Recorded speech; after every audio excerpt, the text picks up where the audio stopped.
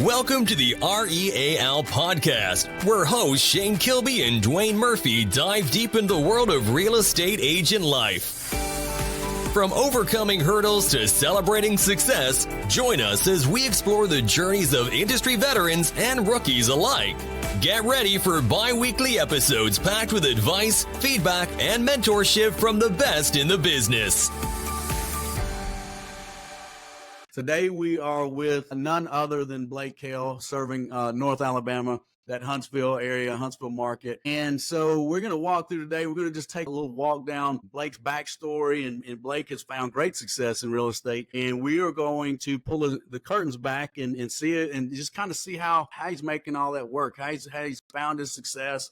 And just see what kind of real guy that Blake is. Blake, tell us a little bit about your backstory, my friend. As far as my real estate backstory, I did property management for a few years, and everybody that I meet is like, "Hey, you kind of had a background in real estate before you actually jumped into being a realtor." And I tell them, no, the only thing that property management got me was how to read contracts, and that's about it. I mean, you're making $12 an hour managing, couple hundred units or a little over 100 units, and you're dealing with people, but that's the only similarities it has to real estate. But when my wife and I bought our first house, we had a terrible experience, and we just didn't feel like we were taken care of. And at that time I was going to school for English, so I was going to school to be a teacher, and so education was huge for me. It was a big deal for me, and I just felt like through that process we didn't know any more after we got to the closing table than we did when we started. And so after we closed on it, I walked into the foyer of our house, which is the house that I'm currently sitting in, and I looked at my wife and I was like, you know what, I don't know what we just did, but I think I can do it better. And she looked at me just kind of like, yeah, sure, sure you can. And I was like, no, I'm serious. I was like, I'm gonna go get my real estate license. And I was like, I'm gonna treat people the way that they need to be treated and educate people. And so my heart is with first-time home buyers, but after being in this business for the last 3 years, I realized that the house that somebody bought 10 years ago, it might have been their fifth house 10 years ago, but the market changes so much and so frequently that you always need that education there. And so that's where I'm huge on. So let me see if I hear this correctly. So you mean to tell me that you actually have poured from the heart into the clients? Like you were sitting there as a buyer going, this cannot be the way it is. This has to be done better. This cannot be the way that it should be for every buyer. Is that correct? So you kind of lead. That's an example of leading from the heart, right? And, yeah, I mean, leading with passion. I mean, when you think about it, man, when you're buying a house or buying any kind of real estate, 9 times out of 10, unless you're an investor, but 9 times out of 10, if you're buying a primary residence, if you're buying a piece of land to build your dream home on, it's the most expensive purchase of your life, and that dollar amount quantifies how important it is. It doesn't matter if you're a first-time home buyer buying a $150,000 house. That $150,000 means more to you than anything in this world right now, because you're trying to put a roof over your family and you're tired of paying somebody else's mortgage by continuing to rent. And the same thing with $1 million property. I mean, they have worked their way up in their career, in their real estate dealings, whatever it is. And at that very moment, that's their most expensive asset that they're putting their time and energy into. And who am I to mess that up for them? True. Prior to property management, you had to have been in sales previously. You're just too natural. We've spoken too many times, and you're a natural conversationalist. I used to manage a store at Ridge Street. So I used to manage a clothing store, and it wasn't like a commission-based sales job, but you get the feel for actually listening to people, hearing what they want. I mean, sometimes you walk in there and you're like, "Hey, how you doing today?" And you're like, "Don't talk to me. I don't want your help." And we did that same thing in real estate. But for sale by owner is the person that walks into the clothing store and doesn't want any help. You know what I mean? But if you get that opportunity to kind of get your foot in the door and talk to them and let them know that, hey, I do this every day. This is what I do every single day. Every now and then they'll let that guard down and let you help them, and they walk out a lot happier than they were when they walked in. And it's the same thing in real estate. If you're able to bridge that gap and let people know, I'm a person just like you are. I'm just trained to do this every single day of my life, and they're not. They got other things that they're good at, whether it's engineer, whether it's manager of the clothing store, whatever it is, we're trained to do what we do and to help see people through the process. And, good Lord willing, we're using that knowledge to help people and not hurt. Yeah, Blake, we had a somewhat similar path in the beginning there, a little bit anyway. I went through a midlife crisis and was like, what am I going to do with life? I think I'll do real estate. Seems like fun. Are you saying that Blake had a midlife crisis? I didn't pick that up. No, I was actually going this direction with it, but I had my first real estate experience, purchased a home, and it was like, that was pretty subpar. And then went to sell my home because I was relocating out of state. And so the real estate agent, I'll handle everything. I was out of state, right? I was in my 20s, already selling a house, didn't know what was going on, and needless to say, all kinds of stuff happened with the transaction. And I can remember it was like a week after closing, and I'm like, damn, I haven't received a check yet, right? And I'm like, well, like, should I be getting the check? I sold a house. I sold it for way more than I bought it for, right? At least I thought. And then, right, so I called the real estate agent, like, hey, like, did you mail the check? Like, when's it coming, right? And she's like, check? You don't have a check. Like, I had to, like, lower some of my fees in order for it just to break even. And I'm like, what? like, why didn't anybody tell me this, right? And that was before the days of, right, estimated proceeds and some of those things. And I just, as a seller, right, and as a young seller, and never having done it before, I didn't know what to expect. I didn't know what all these other costs were. I didn't know, right? She's like, oh, I took out all this money, because of snow plowing and because of, that's the stuff up here that you guys don't know anything about. He's in Wisconsin, Blake, so they have like snow markers on light poles and fire hydrants and all sorts of stuff. Yeah, we put 4 foot, 5 foot like flags on fire hydrants. It's the only way you can find them some years. And that's a flag. For all of you listeners out there, that's a flag. When he says flag, he means flag. Meanwhile, me and Shane's over here, and we even did forecasted snow, and we're shutting the whole county down. Yeah, we've been shutting down for years. But yeah, I never, I didn't understand that. And so I got into the industry and just hated real estate agents, right? Despised them, right? And all of a sudden now I am one. And there's probably still days where I maybe don't like real estate agents so much, right? But even today, but right, I kind of got that same way, and it was a little bit of the same mindset that you had mentioned of like, there's got to be a better way, right? There's got to be a better level of service. There's got to be a, more of a servant's heart, right? Of taking care of them and helping them, right? We understand it. We do it every day, right? We're professionals in our craft, very skilled. And if we can bring that to our clientele, that's massive. So you got into real estate. So now, and I might have missed it in the beginning, catching squirrels. How long have you? 3 years. Let's see, May was 3 years.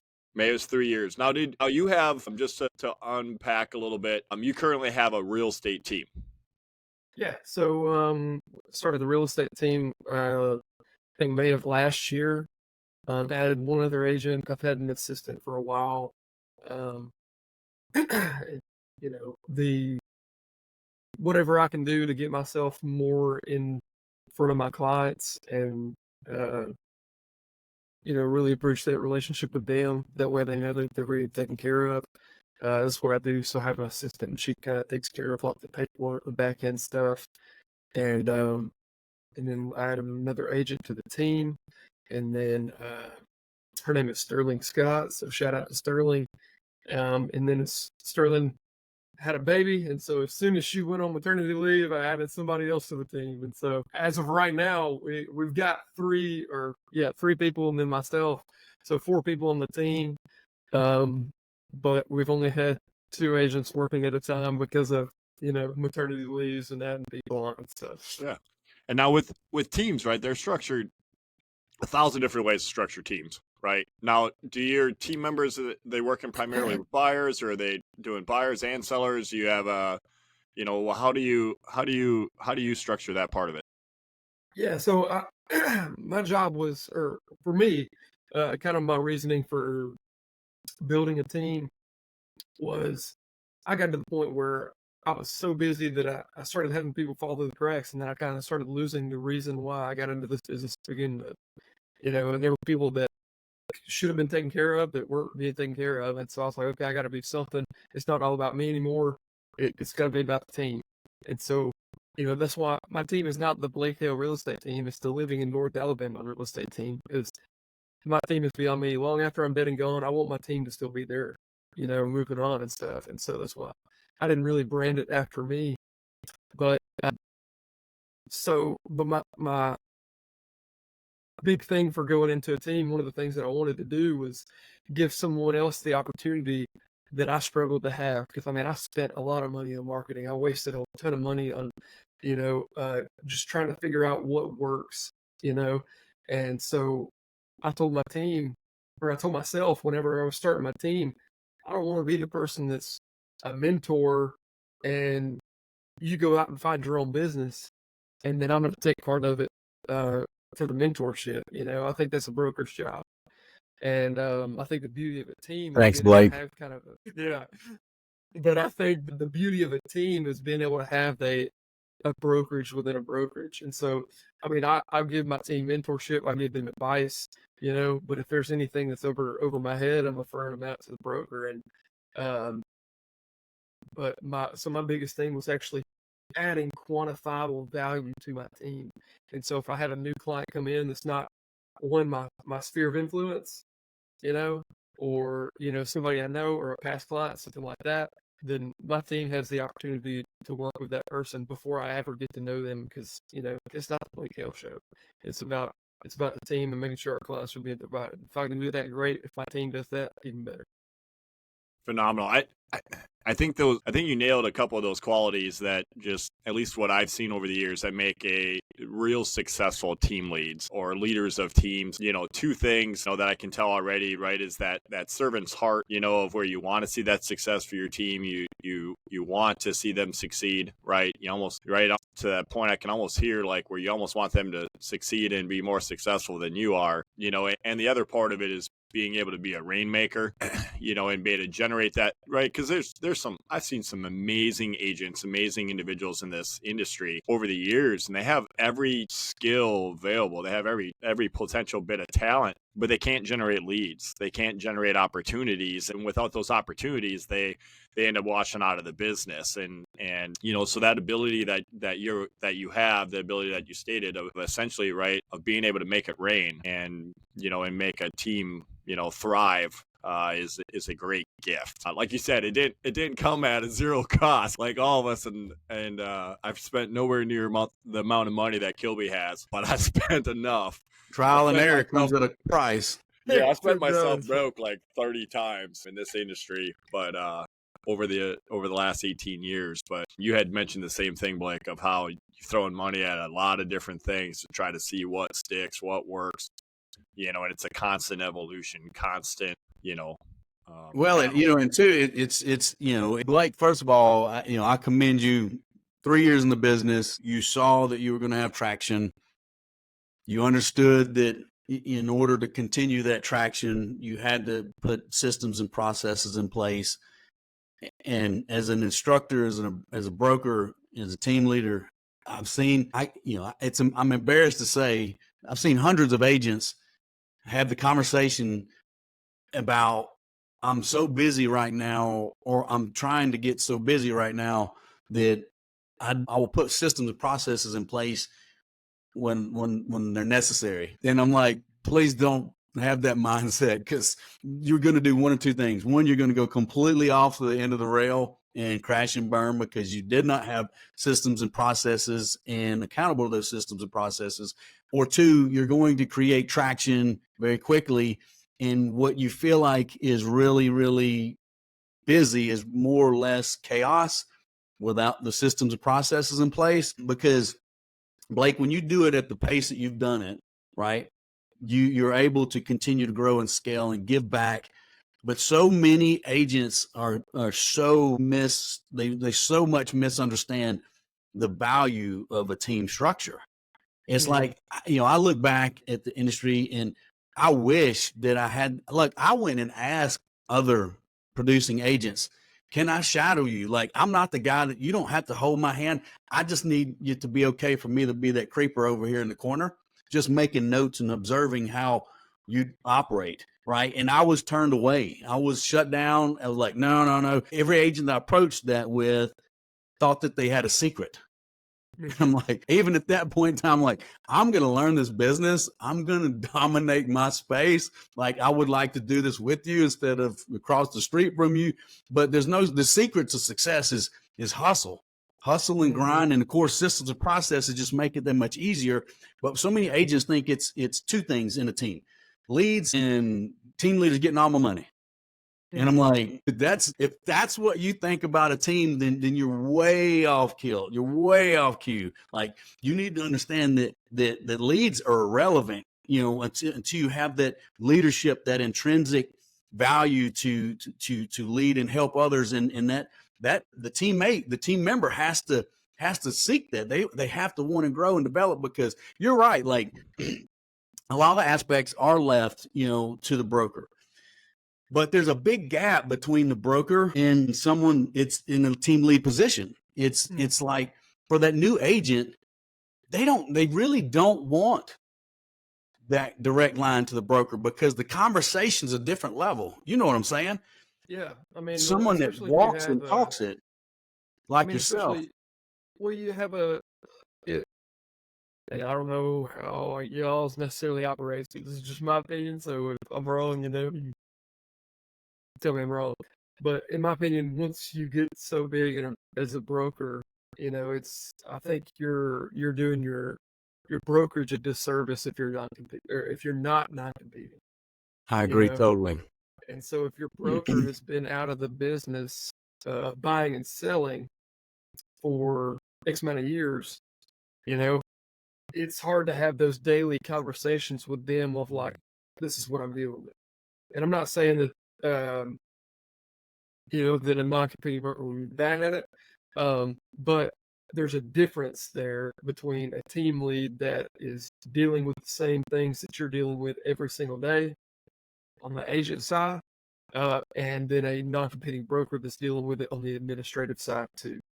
Absolutely. Yeah, I would agree, right? That, right, leading from the front, right? It's being in the trenches. I know, Shane's still involved in real estate quite a bit, and with everything he's got going on and leading his companies, right? I also do the same thing, so even though I have 60 plus agents, right, and multiple businesses, I'm still in real estate, right? And now, do I run around 12 hours a day, showing homes? No, I don't. Right. Do I still do a few showings here and there? And maybe do I have a showing assistant that does the showings and then I do the contract or do some pieces of it? Yeah, I do.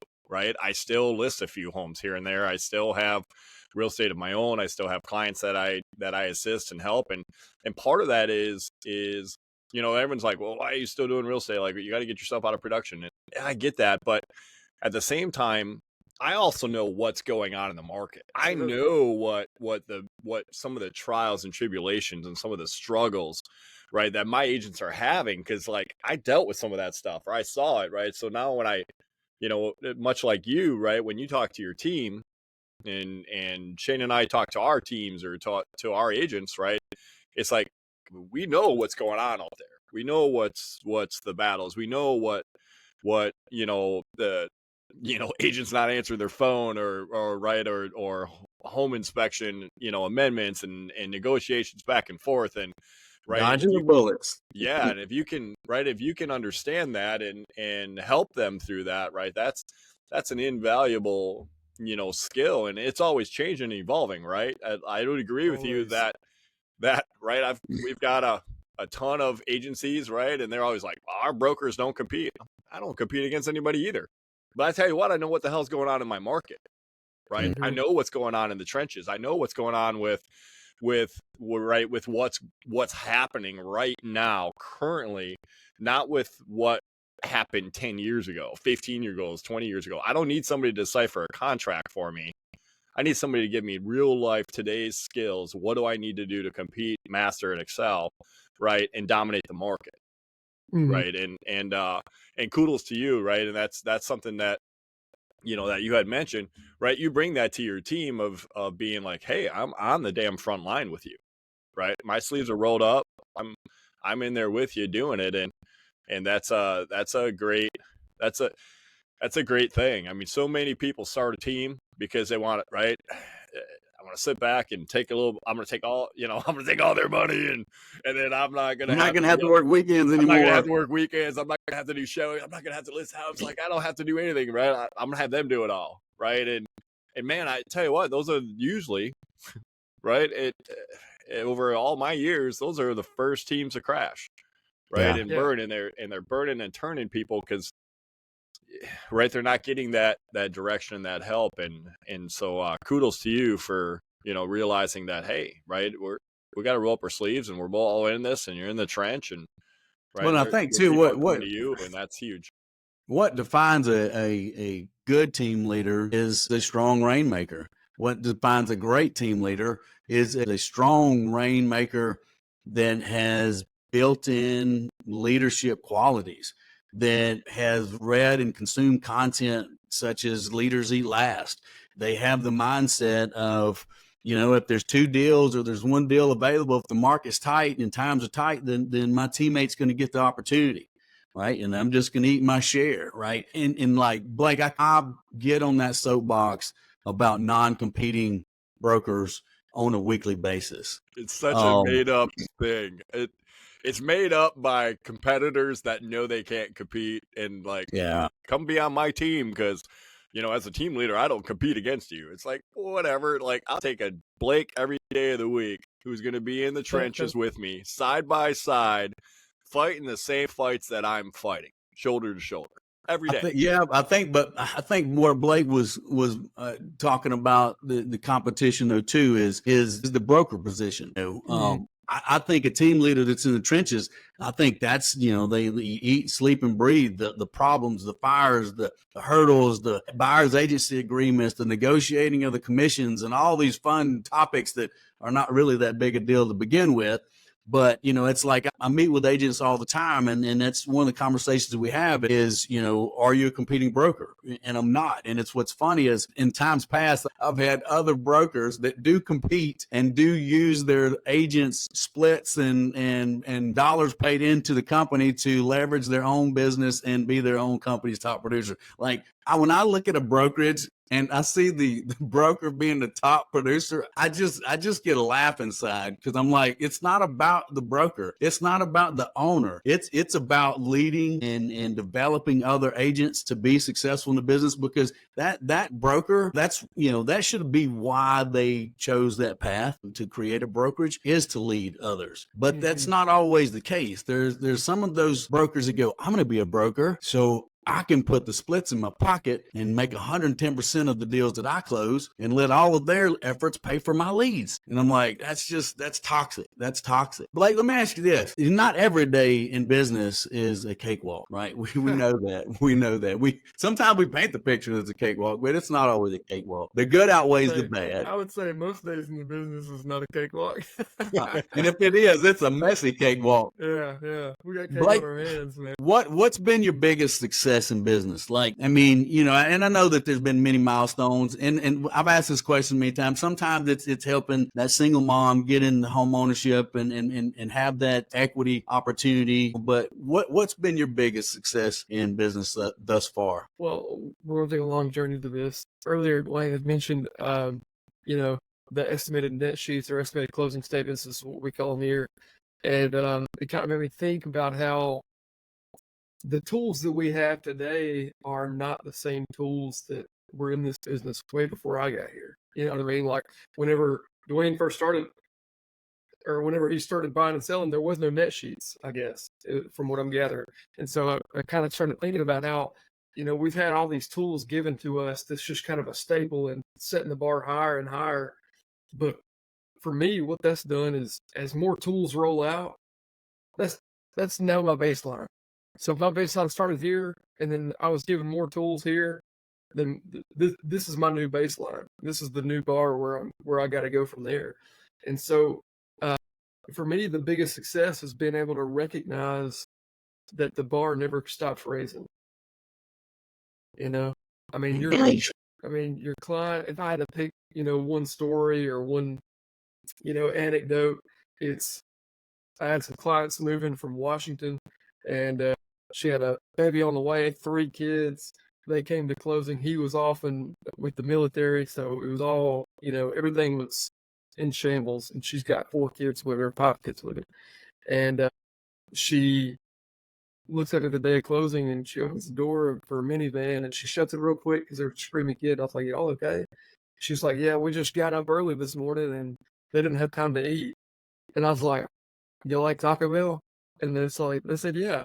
And so I went and got the kids a freaking quesadilla, man, and just gave them a cheese quesadilla, and they were all happy. Closing was great. We had the wife there, power of attorney signing for her and her husband, and then we had 3 or 4 kids there, and all in the closing attorney's office at one time.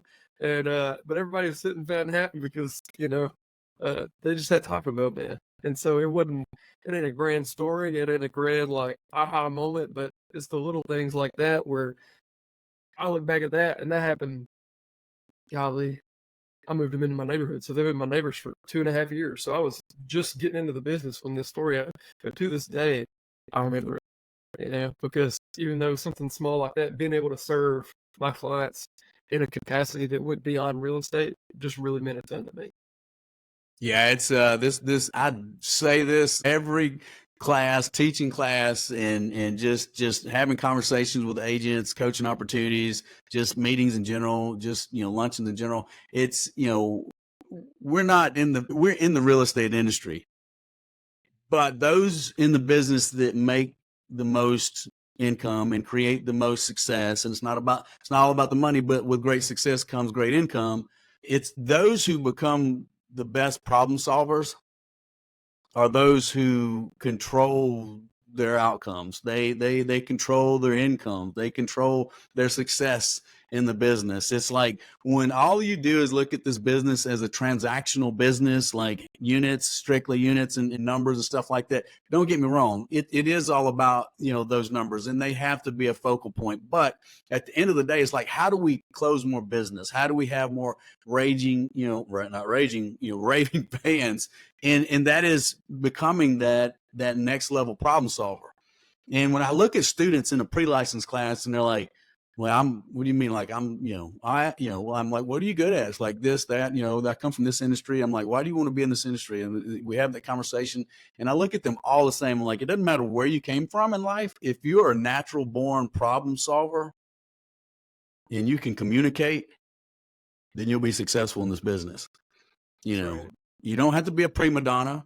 You just have to lead with your heart and seek to solve the problems of buying and selling, right? That's what it is. At the end of the day, we're trying to help them accomplish the goal of buying or selling real estate. And sometimes you have hungry kids in the middle of that. They need a quesadilla. I'm like, a quesadilla always makes me happy. I'm thinking about it right now. Yeah. For me, it's barbecue and bacon, but hey. There you go.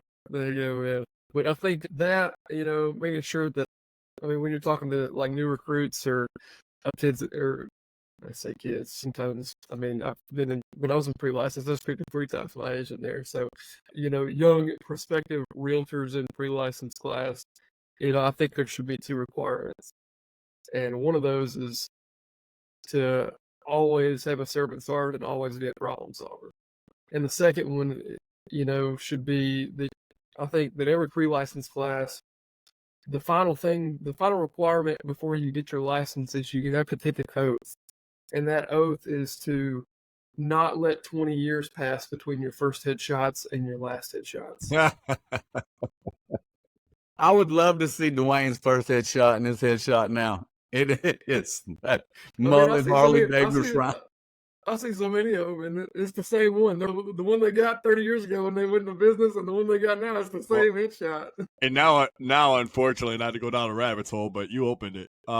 Right now, everyone's using AI creation. I'm like, wait, no, that's worse than your glamour shot. Like, use your glamour shot. At least it looks more like you than that AI generated photo that shaved off 60 pounds and it made you 20 years younger. Like, what is that? Like, artificial intelligence didn't do so well for you. That's a fact. That's a fact. When you can't recognize the person sitting across from you at the closing table, and we've all had those. Going, who is that? Oh, is this you? Shoot, that's the agent I was working with.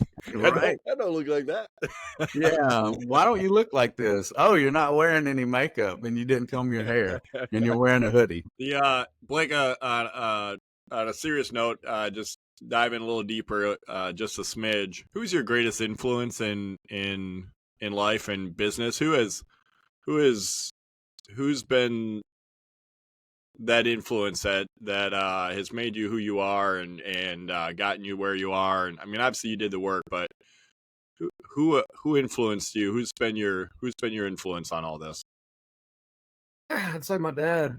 This December will be 10 years since my dad passed away, and he was a really hard worker. And he always told me and my brother, you know, if you're going to do something, it's worth doing right. And something as simple and trivial as that, you know, has taken me through my entire life. And I didn't always listen to it, but whenever I had my own family to start taking care of and had my own roof that I had to keep over my head and everything, a lot of what my dad, you know, instilled in me or tried to instill in me as a kid just kind of came flooding back into me. And so I would have to say definitely my dad. I appreciate you Good. sharing that. Yeah, good advice. You know, there's so many of those messages that resonate with us as we get older, and I guess, you know, a little more mature. But, you know, we've heard it from grandparents and influences throughout our life, and it's like, I get it now. I really get it. You know, the old saying, measure twice, cut once. I'm like, that I should have taken to heart a lot sooner. So great insight, Blake. Great insight.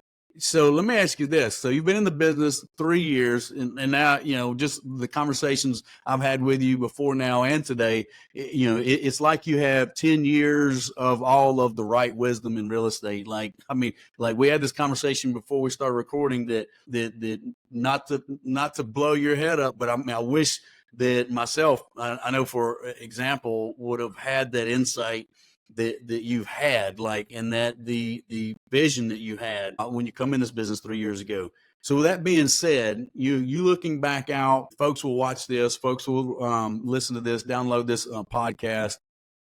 What's one thing that you could say to a younger self, a younger version of Blake, considering getting into the business, or just anyone else that's pursuing that same journey? Maybe they're not in real estate. Maybe they're just considering a second career or a career at all. What's something that you would give, a piece of advice that you'd give a younger version of yourself looking to get in this business? The best investment that you can make is an investment in yourself. Deep. And it's so if I did point not on. invest in myself whenever, I mean, I guess I can tell you this story. So I'm not a part-time kind of guy. If I'm going to do something, I got to go all in on it. It's just the way my brain is wired. And so I gave my previous job 2 months notice before I quit. I said, hey, I'm quitting. I'm jumping into real estate full-time. I said, you can hire somebody or you can not, but I'm leaving in 2 months. I said, if you want me to train them, I'll train. And so that's what they did. And I trained somebody else. And then I quit my job. And a month into my real estate career, my wife lost her job. And at that time, she was the breadwinner in our family. You know, she was making probably 75% of our household income at that time. And a month into me quitting my job, jumping full-time into a performance-based career where if you don't work, you don't get paid. My wife lost her job, and we had $6,000 sitting in the bank that I had saved up just to invest in my real estate career. And I spent every dime of that money, and that $6,000 has, I mean, my career over the last 3 years has been very successful, you know, and I don't say that with an ounce of arrogance or haughtiness, but that $6,000 has taken us a long way. It was because I invested it in the one thing that I knew I could control, and that was me. You know, they refer to that as burning the boats. We've heard it from Tony Robbins. We've heard it from many others. And, you know, it sounds, you know, beat your chest and, you know, head out, Braveheart, running with spears in your hand, like, let's go, you know. But when you look around, it's like, all right, that's a little scarier, you know, when it gets down to the real deal. Here's one thing that I do know for a fact, that the more income we make, the more complacent we get. It's natural. It shouldn't be. You would think that when we come from a place that's uncomfortable and we begin to get traction and we begin to have substantial income and we create savings and investments in these things, you'd think like, okay, well, we just keep pushing forward. But it's human nature to want to take a break. And sometimes that break feels good. And sometimes that break leads to complacency. And complacency leads to getting soft. And getting soft means to not executing at the level that we did when we created that wealth and that income. So I say that to say this, that I know myself and I know Duane well enough. And Blake, I have a pretty good relationship with you. I feel like there are times in our life as human beings where we have to be put in an uncomfortable position. Like, we don't, it's kind of like, without going extreme, those that, follow or know of David Goggins, that guy's, he's done a lot in his life and been through a lot in his life. He has made the statement many, many times. It's like, when you're at your weakest point, when you feel beaten and battered and your back's against the wall and you're pinned in a corner, he swears that you're at 60% of your potential. Mm-hmm. You have so much more in the tank. Maybe even phrases that as 40%. I'm saying 60 because it sure as heck feels like more than 60 is out on the line. But nor here nor there, it's about being with your back against the wall, and there's nowhere else to go but straight ahead and straight forward. And it's like one foot after another, getting up early, grinding late, and then all of a sudden it's like, so, and I commend her all the time, but Bailey Hunsberger, shout out to her. I'm going to have her on here too sometime. But she's one of the most humble agents. Blake, you guys have a lot in common. She's one of the most humble people in the world. She's coachable. She's teachable. She's a lifelong student. She's a self-driven learner. And she took the recipe and followed the recipe precisely and didn't close anything for 6 months. Walked off her job, took a leap of faith, right? And recently married right after that. And, just building a house and a life together. And had some things fall through the cracks. They just fell apart. She did everything right. And then it hit like a fire hydrant. From month 6 to month 24, now she's at like 63, 64 closed transactions. And it just goes to show, when you do what you need to do, when you need to do it, the rest will take care of itself. And I hate to say this, but Jesus got the wheel. God's got the plan at the end of the day. And not to make it a faith-based conversation, when the days are our backs against the wall, we have no answers. We know there's only one direction, but straight ahead. That seems to be when all of the opportunity shows up. Mm-hmm. It might have always been there. We just couldn't see it. We had blinders on. So, Blake, we'll wrap it up with that. Brother, I appreciate your time today. You have been a blessing in disguise. Like, the reason we do these podcasts, it's not about just the shot callers, the ballers, the hot shots of the industry.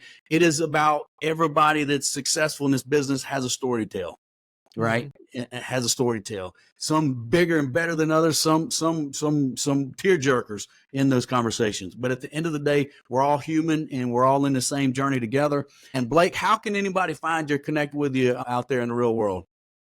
Oh, well, you can go find me on Facebook. We can follow the business page, Freemill personal page, just living in North Alabama real estate team through White Realtors, the Space Place.